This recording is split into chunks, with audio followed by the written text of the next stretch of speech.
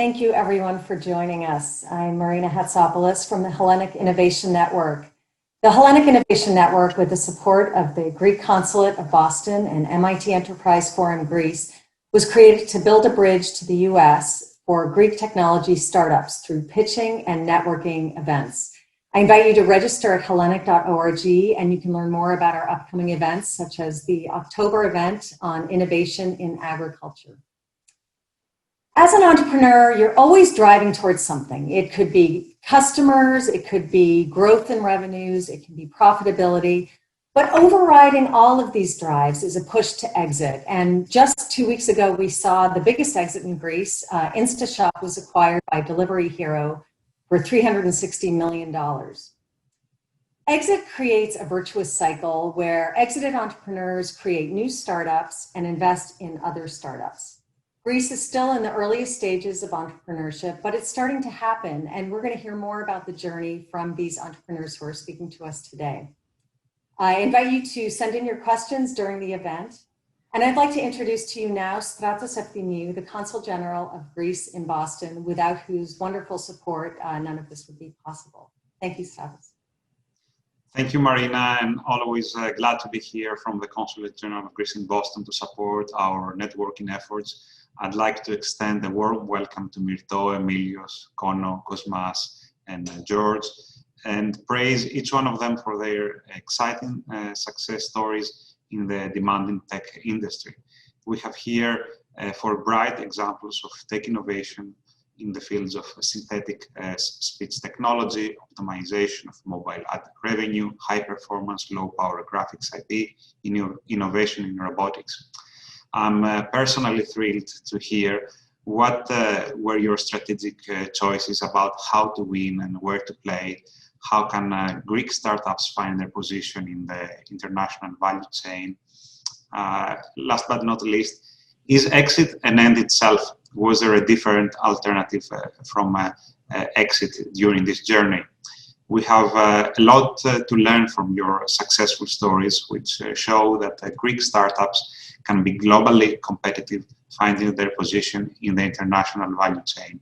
Vasily, the floor is yours. Hello, everybody. Thank you, Strata. Thank you, Marina, and thank all of our friends that they joined for this very interesting webinar today to learn more about their journey to the from a small Greek startup to an international exit. Something that a few years ago may have sounded like a joke, but it's not anymore. So it is a great pleasure to be with you today. Just a quick note about MIT Enterprise Forum. We have just finished a very interesting year with our finals last June. You can check our new website to see the winners, and we're gearing up for a very interesting year with a new competition. So if you want to apply as a startup, or you want to join as a mentor or a judge for the coming edition, please go online and check what we are doing. Before handing it over, I would like to welcome Myrto Papathanou, who is going to moderate our discussion today. Myrto is a founding partner of Metavallon VC, and she has a very long experience in the fields of finance and entrepreneurship, both in Greece and abroad. She sits on the board of several of the startups that they have invested in, and a few other non-profits. So without further ado, I would like to hand it over to Myrto so she can lead to a very interesting discussion. Thank you. Great. Thank you very much, Vasily, Marina, and Stratos for the introduction, also for organizing the session. I think it's extremely interesting to have these speakers on board. I'm very looking forward to moderating the discussion. What I would like to do today is have all the speakers introduce themselves. So I will give the floor to them for a minute or so to just say who they are and what their company is working on. Then I will proceed with the Q&A, and I would encourage everyone in the audience as well to please use the Q&A button on the bottom of your screen to address any questions, and I'll try to address them to the speakers at the end of the session. Yeah, I will also leave some time to discuss additional issues that may come about. Stratos mentioned a few things, for example, the exit being the end or the beginning of a journey, which I also think is very interesting. So without further ado, I will ask Conno to introduce himself.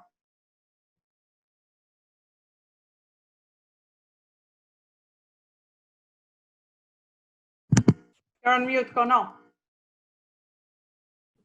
Right, that's better now. Thanks, Myrto. Thanks for introducing us as well. So yeah, I'm very excited to be on this call. Thanks for the invitation, MIT Enterprise Forum and the Hellenic Network. So yeah, I'm Conno. I'm one of the 4 co-founders of Avocarrot. Avocarrot is a native advertising platform. We started the company along with 3 other friends back in 2013, and in 2016, the company was acquired by Glispa Global Group, and since then we joined the company. It's been 3 months now that myself and the other 3 co-founders, we left the company. We're taking a break, a detox break, no screens break. This is just an exception that I'm making now, but I'm super happy that I'm on this call. And yeah, that's it. Now, in a couple months' time, we'll regroup again and see what's the next big or small thing that we're going to be starting again. Great to hear, and some news about the next thing coming up, I guess. Aimilios, would you like to introduce yourself? Sure. First of all, thank you very much for the invitation and for the introduction as well.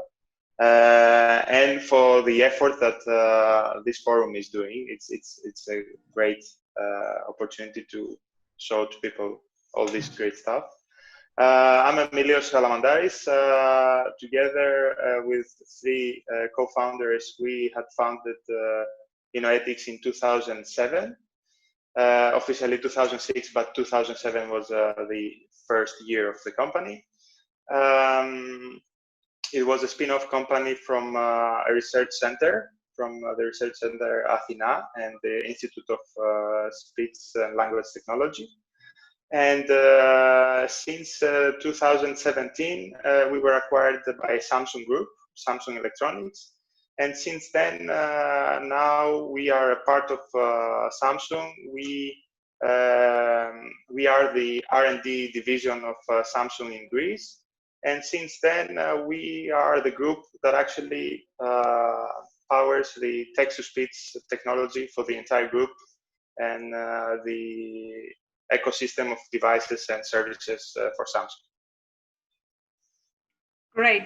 And last but not least, George, would you like to introduce yourself? Thank you, Myrto. I hope we are going to have an interesting call here, and I'm very glad to be here with you. I'm Sidiropoulos. I started my career back in 2002, working as an IC engineer for Atmel in Patras, Greece. And we were designing Wi-Fi chipsets for Atmel. And then back in 2007, with pure engineering background, we started Think Silicon along with Yakov Stamoulis, my partner. We are developing very low power graphics processors, mainly for wearables and smart IoT devices. We spent a lot of years developing the technology, trying to build a customer base. And just last April, we've been acquired by Applied Materials. And now we start to realize how it is to be part of a big corporation.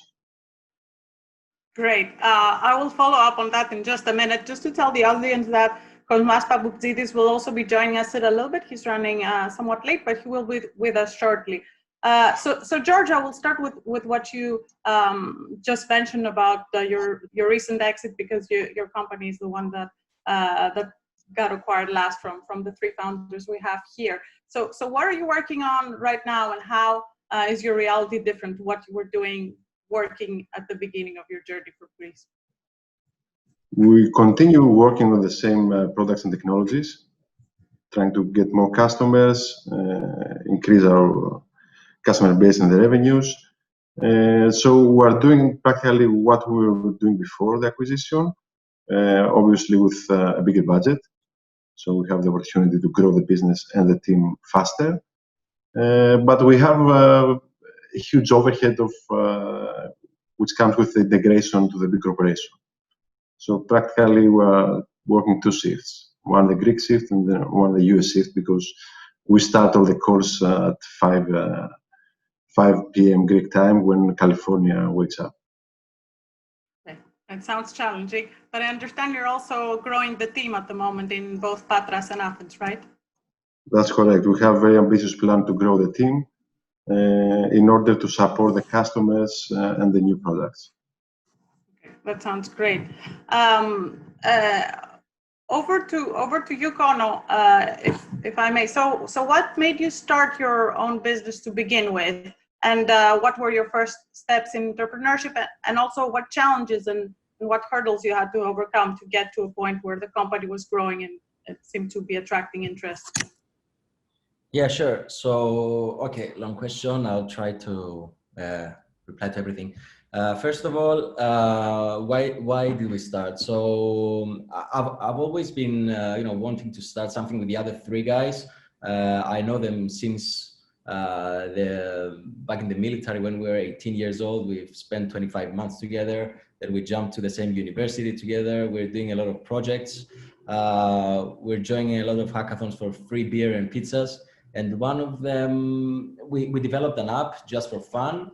We got an award in a hackathon, and we thought, okay, how do we make money from this app right now? So what we did is that we try several advertising solutions that existed back then. Nothing really worked back in the time. So we thought, okay, why don't we develop something just to make it a little bit better, not as a platform, but just as a tool for us to make more money from advertising. After a few iterations, it worked. We gave it to a few other developers. They also saw a lot of value. So we thought, okay, let's ditch the app development side of things and let's develop this as a platform for other app developers to make money from less intrusive forms of advertising. And that's how we started, really. Then we went through the conventional path of startups, raising money, moving to San Francisco, etc., etc. And Greece came to the plan actually a bit afterwards. So we started this in London, then moved to San Francisco to get money. There's also some cool stories there. If we have time, I can share more details about that as well. And then we came to Athens just because we found the first hire here, and probably was the best decision ever. Yeah, there's a lot of good things to build a company and a team here. There's a lot of benefits, and yeah, I'm super happy that we made that move. Great, and I guess it's interesting you mentioned that because that's one of the amazing benefits that I personally find, and a lot of the entrepreneurs echo that of Greece, is like the amazing technical talent that there is, a very strong product side, and increasingly becoming stronger on the business acumen and marketing side. And maybe Aimilios can comment on that. How has he found recruiting people? Yours as well, Emilia, was a company that started back in 2007, as you mentioned. So already a long cycle to maturity, of course, very IP heavy, R&D heavy, deep tech. How have you found it finding talent and nurturing talent and recruiting talent in Greece? So now, since the acquisition, Innoetics' character has changed. So we have left the market. We do not sell any products, and the main, let's say, client of ours is Samsung Electronic Group. So our main hires now are engineers and scientists, data scientists, and ML scientists. So at the beginning, we started looking into senior people, but we found out that there is no, let's say, big relationship between senior machine learning people and speech processing people.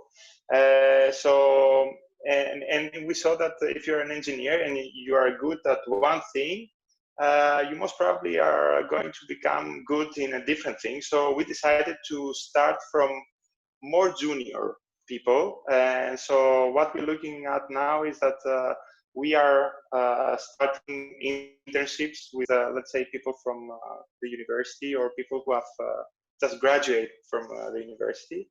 And then through these internships, we just try to find out whether they match the team, whether they match the targets of the team. And if they do, we just try to keep them and give them more incentives to stay on and become, as full-time employees. So, I mean, from our side, since we are looking into deep tech engineers and scientists, we try to nurture them, to take them from juniors and build them as good engineers together within our team.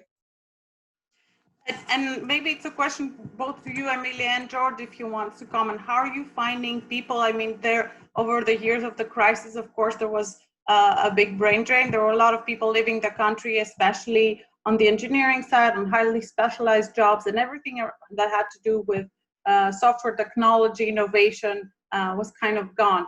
How are you finding the trend reversing? Are you finding people are staying?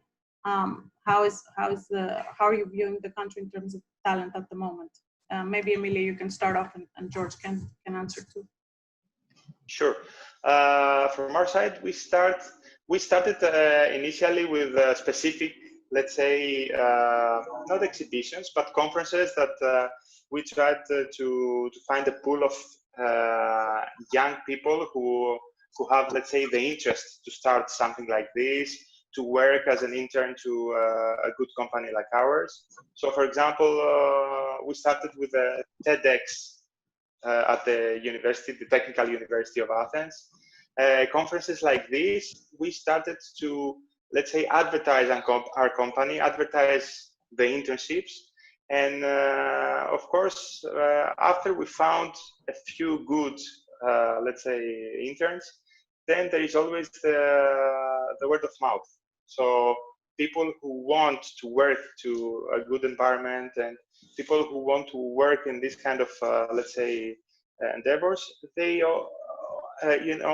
communicate with each other. So this word of mouth works really well in this kind of, let's say, community. George? I think we have two parts here. There is a critical mass of very good engineers in Greece, both junior engineers that are coming out of the universities, but also engineers that are working in other high-tech companies. So it's not that easy, but you can find very good engineers. And I think now also we are facing the positive side of the brain drain, because we have a lot of engineers that left the company, worked for big corporations in Europe and the US, and now they want to come back. And they are coming back with a much deeper expertise and knowledge in what they are doing, because they are coming back from big corporations like Intel or ARM or other companies, bringing know-how and other things that they couldn't have built all these years staying in Greece. So I think we can have a very good combination of young engineers out of the universities and highly experienced Greek engineers coming back from abroad. Yeah, I think it's a very important point, and I think Marina mentioned at the introduction as well that in order for people to come back, you have to create the circumstances, and the circumstances, especially this year, seems to be that there are companies exiting, there are multinationals coming in the country, so the opportunities are there for people with experience to come back. So maybe that's also a question for you, Conno. Like, have you seen when you started working at a multinational level, did you see the Greek element of your side? You mentioned was a great choice, but did your clients and eventually the multinational that acquired you, that approach for acquisition, did they view it as an asset, as a liability, or kind of neutrally? Yeah, good question. So basically, at the beginning, actually, it was the first time they invested in Greece. So we had to create a business plan to kind of convince them that this was a right move and a sane move to do. Back in 2016, there was a weird brand in Greece, both in terms of crisis and in terms of a lot of stuff back then. So yeah, that was a bit of a challenge, because at the beginning, the company wanted to move us either to Berlin, London, or Israel, where they had other offices nearby. So we won that argument and won that thing just because we showed them a way that not only Greek talent has nothing to be jealous about comparing to Silicon Valley, New York, or Tel Aviv in terms of talent, but also, okay, it's a lower cost to acquire, but something that not a lot of people discuss about is that people here in Greece are very loyal to their companies. So as I'm sure many people in this call know, usually, especially in the US, people tend to jump from one job to another every 18 to 24 months to capitalize on the experience and other stuff. So this thing in Greece doesn't happen. I'm sure Aimilios has people, you're like 10 years now in the company. I'm sure you have people more than, I don't know, 6-7 years, just because they love the mission, they engage with the team, the journey. So yeah, that's extremely important, especially if you want and you invest in company stability, you want loyal people, you have to invest in retention. And this is a very good thing that you can find in Greece compared to other countries. And that's and that paid off. I mean, the company continued to invest. We grew from 17 to 40 people in a couple of years. So yeah, that paid off. Great. I think it's a great point on work ethic.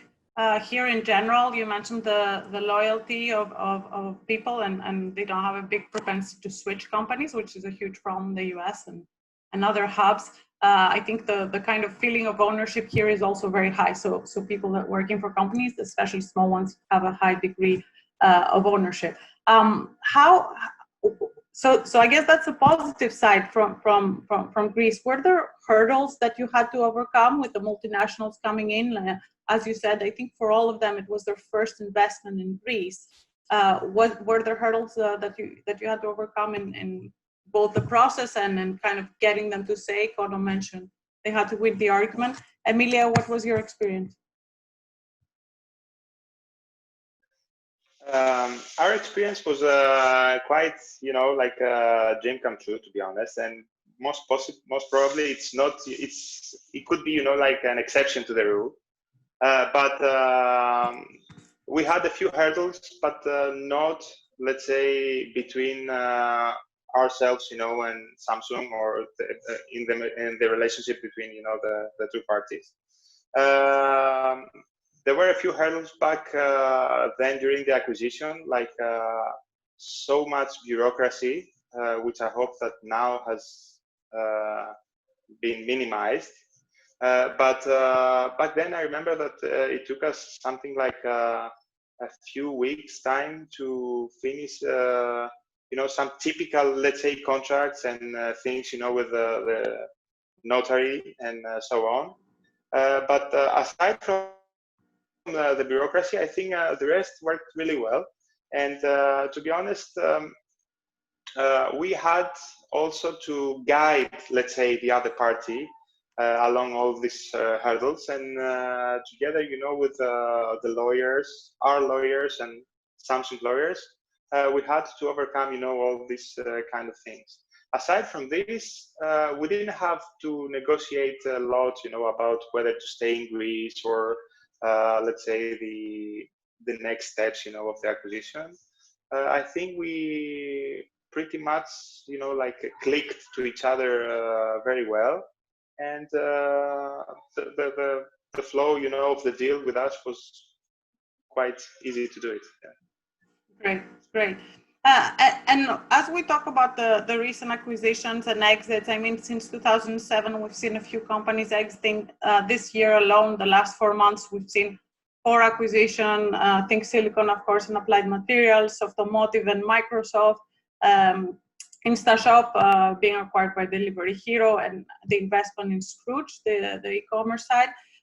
Is there a critical mass of entrepreneurs becoming what's happening now at the country? Is there a virtuous cycle that's being developed?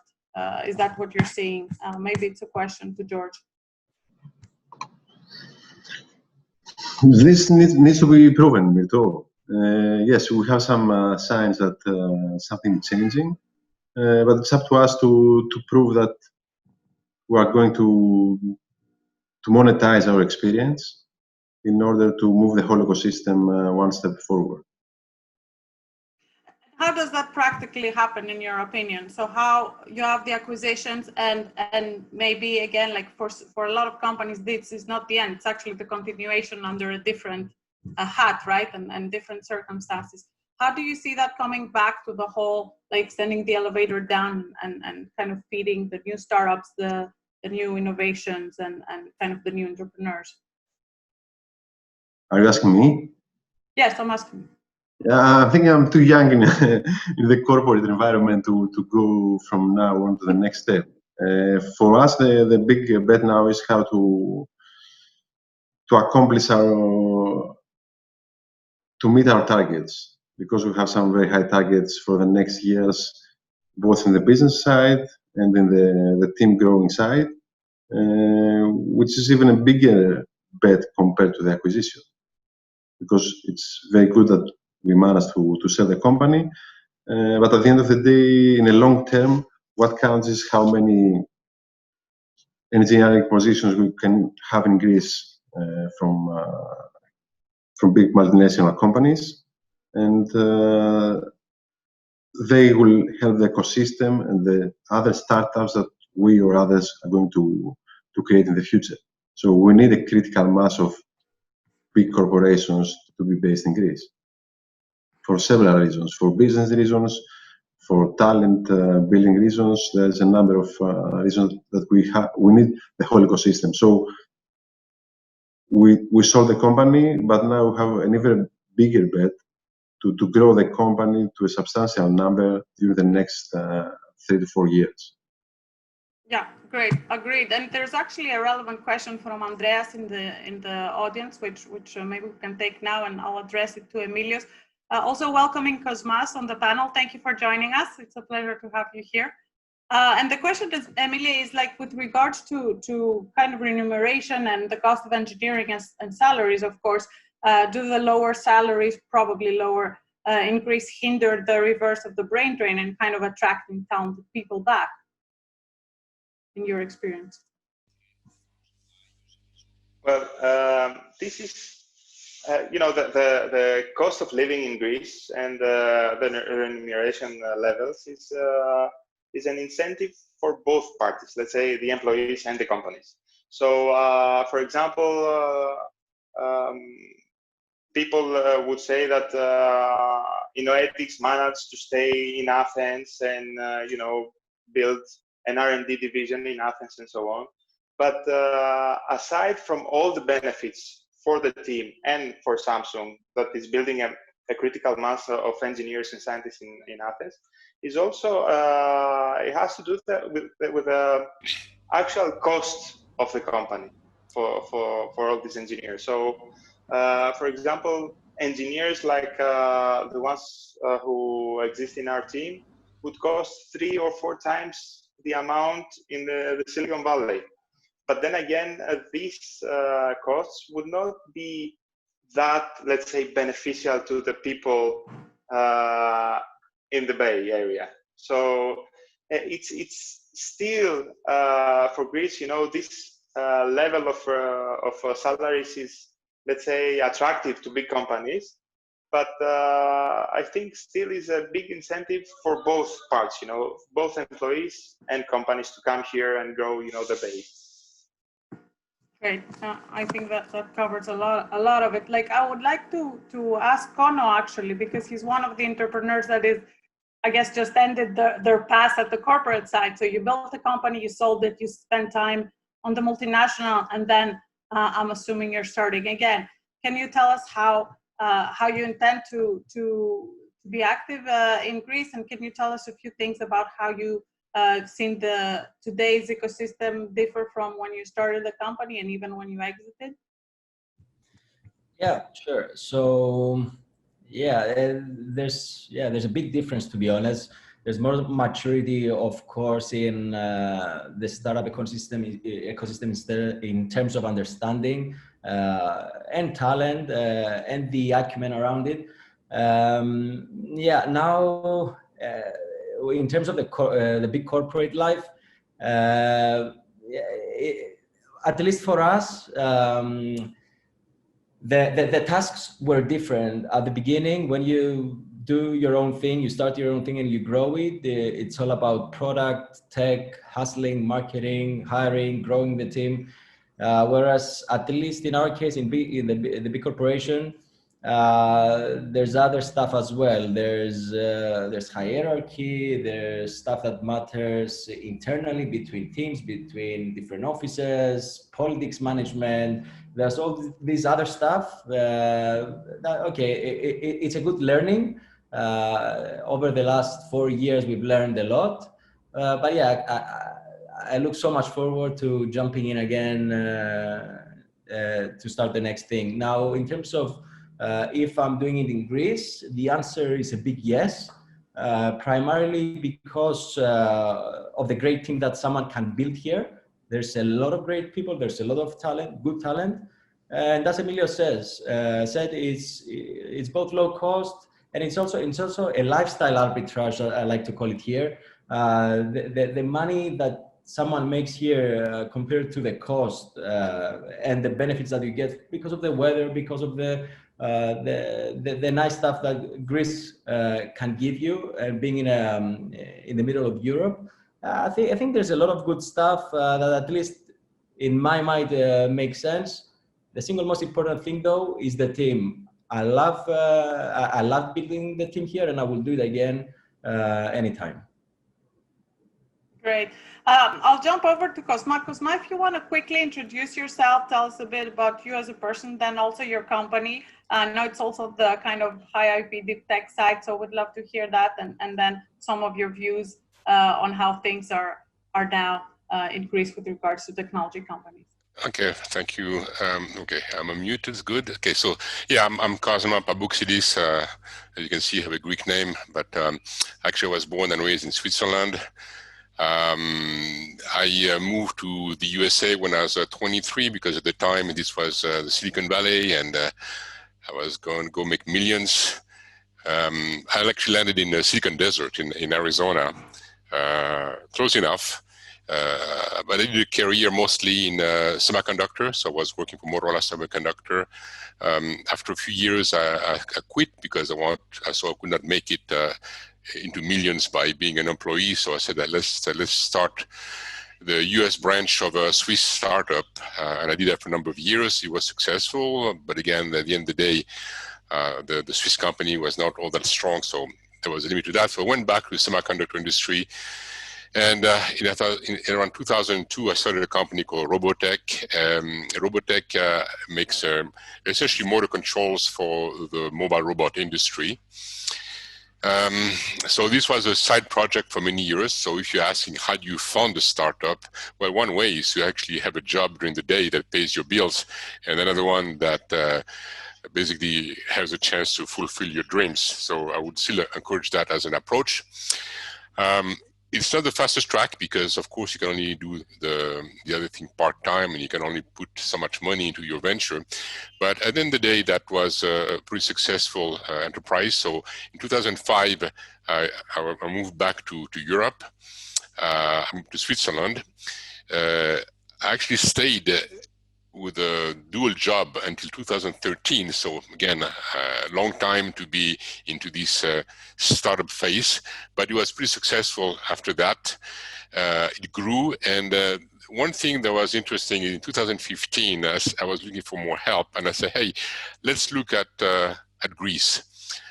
So this was my Greek fiber calling and say, okay, let's find out what kind of talent we can find. I was fortunate enough to find a very good engineer who helped me.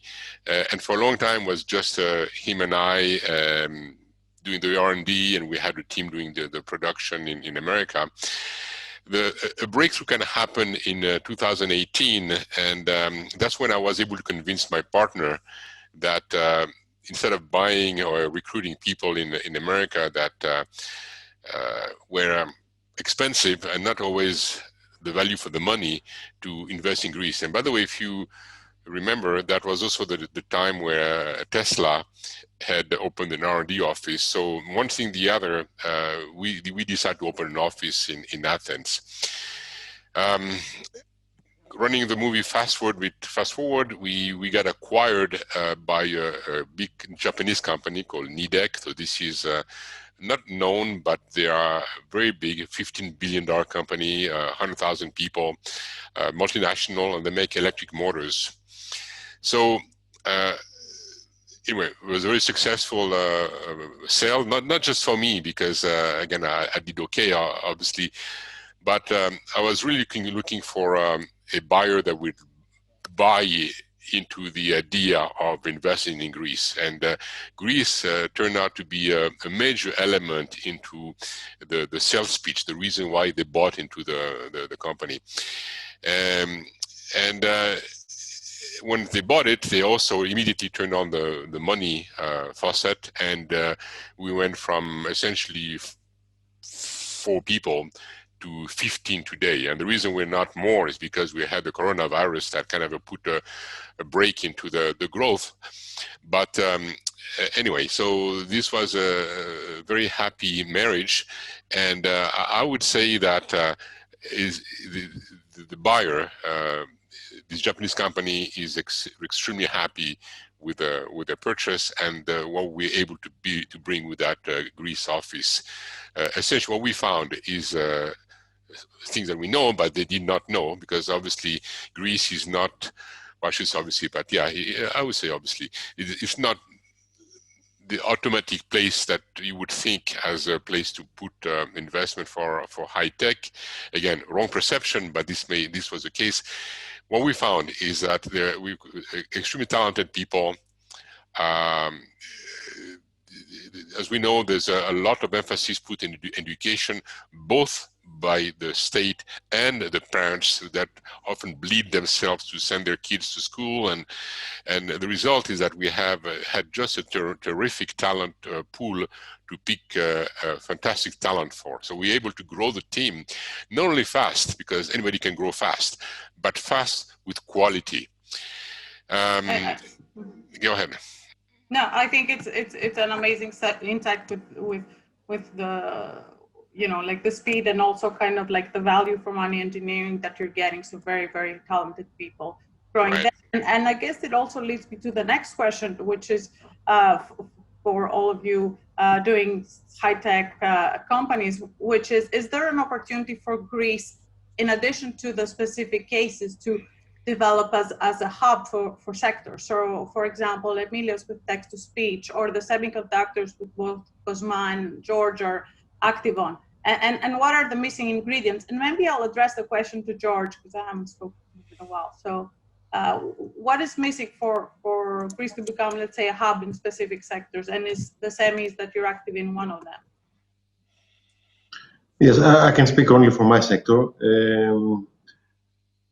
We're missing successes. So we're missing some exits. And I see a lot of questions from the audience about if the exit is the end, or there is another opportunity or another alternative.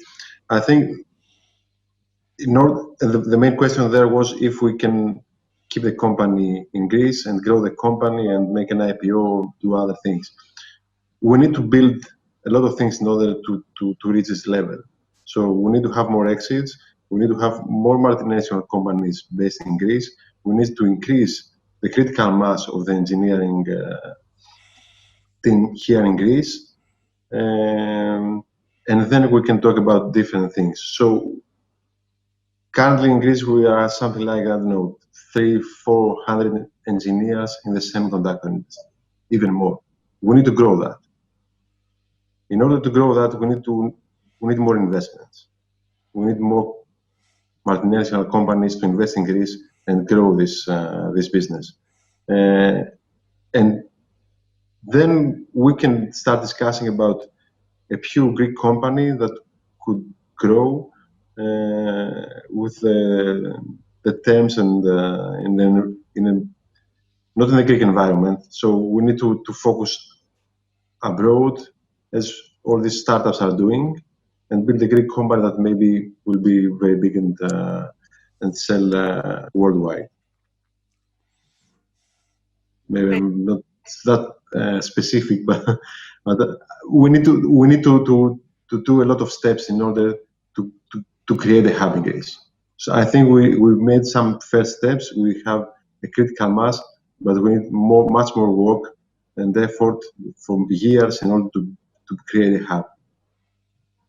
Yeah, I think what you're discussing is the natural process of an ecosystem growing, right? That's why you have an immature ecosystem, because first there's no funding, there is no entrepreneurs, there are no exits, and there are no people. And as soon as this starts changing, and of course all the elements need to start being there, then it can kind of roll and start happening to a larger scale. And maybe it's an opportunity for hubs as well, which I think is a great insight.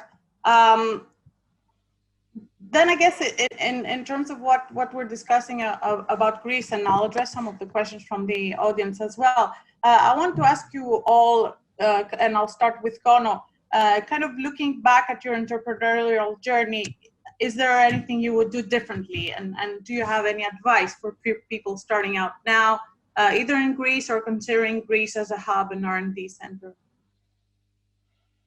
Yeah, well, we've done tons of mistakes. Well, on one side, if you haven't done those mistakes, then you wouldn't have learned. But yeah, for example, funding, the first one took us 6 months to get, the second one took us 2 months, and the third one took us a couple of weeks. So there's a lot of stuff that we would do differently on fundraising. Another thing that I wish I would have done earlier is starting building the team in Athens like a year before when comparing to when I started. Yes, that's a cliche because we're talking about that all the time. But I think if we moved here in 2014 or earlier than that, the growth would have been bigger. Yeah, there's a lot of stuff, but at the end of the day, yes, experience matters because you do less and fewer mistakes. But at the same time, even if you're the most experienced guy in the world, if you don't start and you don't take actions, then it doesn't matter. So just go in, and the good times will come. Yeah, that's it. Great, and I guess also a similar question to Cosma as well, because again, we're discussing engineers becoming entrepreneurs, right? So as an engineer, starting your own company and setting off on that journey, which has a lot of other things added to the usual engineering problem-solving tasks. So business development, talking about funding, eventually negotiating an exit. How easy was it for you, and what do you advise for fellow technical founders who are embarking on this journey? Well, of course, it's not easy, but I would say the single most important thing is hard work, and it's persistence. Because when you do something like that, you dig in the dark for a long time, and you don't know for sure that the light, how far the light is at the end of the tunnel. So I guess if anything, yeah, you have to have the talent, you have the time, you have to have the idea, you have to have the resources, but the important thing is persistence. I would say the single most important. I mean, I've seen so many people having ideas and they never sit down to work. I mean, you have to be prepared to work basically 24-hour days, almost 7 days a week at least for a while. I don't know if I'm the only one here who believes that, but I would imagine that all of us here have put a humongous amount of effort and sacrificed a lot of things to get where we are. And Emilio, on your side, was there a time that you thought, I'm working so hard, I'm putting everything on this journey, and it is not happening? Were you tempted to give up, or were you tempted to I don't know, throw the ball in? Yeah, well, as Cosmas said, I mean, when you when you are an entrepreneur, a startupper, most of the times you just do a lot of sacrifices. You work like 24/7. You even make sacrifices, in your salaries and so on. You have to have, a second day job in order to pay the bills, and then work for the startup. But in any case, I think all of us and all startuppers are coming to a point that it's self-reflective. I mean, you just think whether you should go on, whether there is a light at the end of the tunnel, and so on. I think, and I think I've said it already too many times, but this is the part, that I think is, let's say, the lesson learned from our side, that we succeeded mostly because we were resilient, and we were a good team together. We were working together very well, and because we were focusing, at least when we had to focus, we were focused on our vision and on our dream. So no matter how big the sacrifice was, as long as we kept on doing those three things, I think that was the main, let's say, catalyst for working things out. Great. Those are all great points from all of you. Thank you. So we're almost coming up to the end, but I would like, if everyone's okay, to extend it by another 10 minutes. Our discussion, maybe address some of the questions from the audience. So one question from Christine is that Christine says that if despite what Conno said about the work ethic and of Greeks, there is an adverse reputation due to past history. And the question is, how do we change the narrative and make Greece as one of the big important hubs like Silicon Valley or Israel or Chennai, etc. And maybe that's I will ask Cosma to answer that to begin with.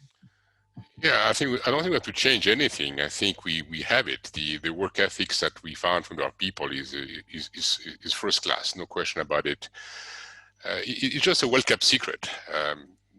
And in fact, what I'm trying to do now, you see, Nidec has 100,000 people, and they have now 15.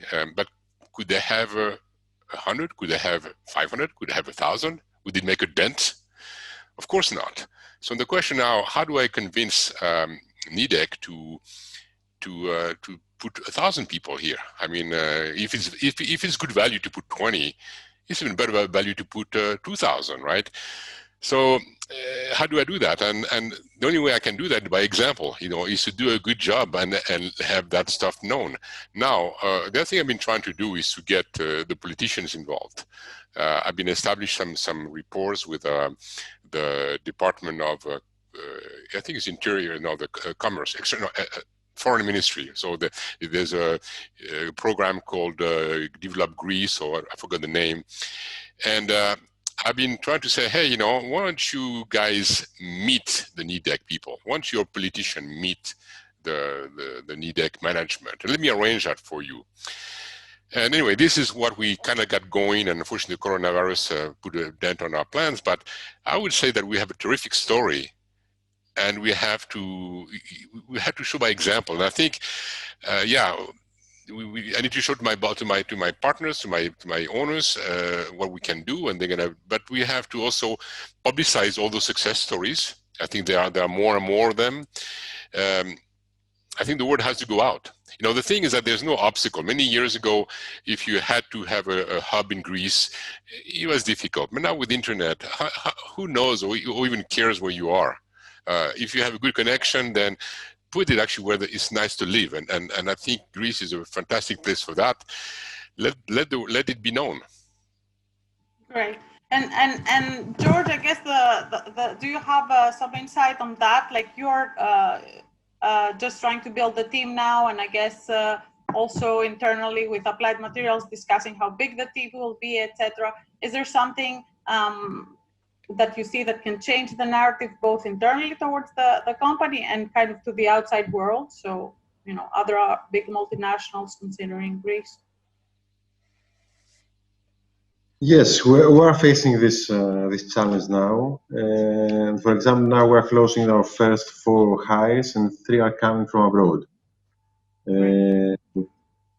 I don't agree actually with Christina's comment about the reputation, I'm referring to the professionals. So the reputation of the Greek engineers, as long as I remember back from 2000, we have a very good reputation, both in Greece and outside. So we continue to prove that we are very good engineers. We are delivering on time with very high quality. And I'll also comment on another comment about the lower salary. I would argue that the salaries comparable, if you compare the salary to the cost of living, are that lower compared to the rest of the Europe, at least. Okay, great. Then I will also try to address Andrea's question to all the panelists, but I'll start with Conno. And we touched upon this a bit earlier, but let's be more explicit. When you started the company, was the goal to sell it and move out? I don't know if Conno can still hear us. You're on mute. Thanks. Just joined again from my phone, so I didn't hear anything. I missed the last. Yeah. So the question was, when you started the company, like, did you see the goal as to sell it and selling it and staying in, or selling it and living out after a while, as you're doing now? What was the goal at the beginning? Okay, so yeah, well, at the beginning is just was just our passion, creating stuff from an idea to making something out of it, growing bigger and bigger. That was fun. Yeah, we indeed had a mission. We stick to that. Of course, it changed a little bit, but the grand vision was the same. Yeah, after well, it's not about. Of course, if you're taking money from investor, even €1, dollar, whatever it is, you need to have some sort of exit to return the money, hopefully multiple, to the investors. Now, if you're sticking to the company, it really depends. It really depends on each case. So, we felt that after 7 years of advertising technology within that specific space, we closed the circle. We still think that we can give value to other endeavors as well. So that's exciting and fun to look forward to. So, long story short, it's you don't create a company to sell it. Yes, that's a good scenario, but at the end of the day, what stays it's in the journey, the personal growth, the people that you meet, the connections, and yes, if the exit comes, which I hope it to all the companies, is great. And moving to Aimilios, continuing on that theme, but also addressing kind of like a question from Dimitris that has to do with the acquisition process. Conno mentioned the investors and advisors, etc. Your company was bootstrapped, so you didn't have kind of a like path that was traveled before in terms of how you kind of approach potential acquirers, etc. Do you want to tell us a few more things about the process? How did it happen for you? How did the process go, etc.? Yes, well, we were indeed a bootstrap company, so that made it, let's say, the exception again to the rule, because as I said, we were a 10-year-old startup company before we were acquired. So that means that it took us quite a long time to become, let's say, attractive to an acquirer, and also quite a long time for us to be self-trained how to become a startupper. Because we were researchers, we were engineers, we started a startup company, and we started it without having, let's say, the focus at the beginning and so on. So again, if something I think we did wrong, or at least we didn't do it very quickly, was that we didn't look quickly for an investment. And that's why it took us quite a while, to become, let's say, attractive to a company. And that's why you said that you had a second job to sustain yourself. Take investment, exactly. come on. Exactly. But I think this is something. It's a trade-off all the time. But again, I think if you get an investment, you have to follow a path. You have to follow some steps, and then it makes you, let's say, a more conventional. But then again, you have to go by the book in the startup, let's say, community. Now that I have the floor, I would like also to answer, let's say, another question about how Greece could become a hub of a big and deep tech companies and so on. And I think this has to do with also building a connection of the university industry. And in order to do so, you have to, aside from putting a lot of money to research and so on, you have to also build a mentality within these institutions, research centers, universities, and so on, in order for the researchers to become, let's say, entrepreneurs. And this has to do, it's a big, let's say, path towards it, but I think this is, let's say, the best way to do it. Great. I think it's a great point as well. And just since you're on the company of an investor as well, and I see Conno smiling too, I think one of the good things that's happening is that there is availability of risk capital in the country now. So for the first time, there's enough capital for entrepreneurs to seek it. I think you all mentioned, is this the right choice for your company and your growth? That's another discussion that you have to have with yourself and your business partners. But at least it's there, which wasn't the reality even 3 years ago. And I think that also helps, especially the early stage and seed idea side. So we're coming up to the end, so I'm going to wrap this conversation up. I think there were some great points. So I think the things that I have kept is that, first of all, that there seem to be advances in the ecosystem. There are advances in terms of the companies, there are advances in terms of the exits, and there are advances in sectors that are slowly, but at least starting to emerge. The second thing I get is that there are specific competitive advantages to the country. So went through a lot of on the engineering side, on the talent side, on the work ethic, and also kind of the productivity of people, etc. And the third thing that I've kept from our discussion, which you all echoed, is that it is a journey that starts from the need to create. It continues and it requires a lot of resilience, a lot of resistance, a lot of perspiration from the entrepreneur side. And what happens as a success is kind of the reward for a lot of hard work and a lot of consistent work. So congratulations to all of you for the companies you've built so far. And I look forward to hearing what you build next within this setup or the next. Thank you for joining us today. Thank you to everyone from the audience as well. And of course, Metaf and Hellenic Innovation for organizing this event. Thank you very much. Bye. Thank you. Thank you. Bye. Thanks, guys. Thanks a lot. Bye.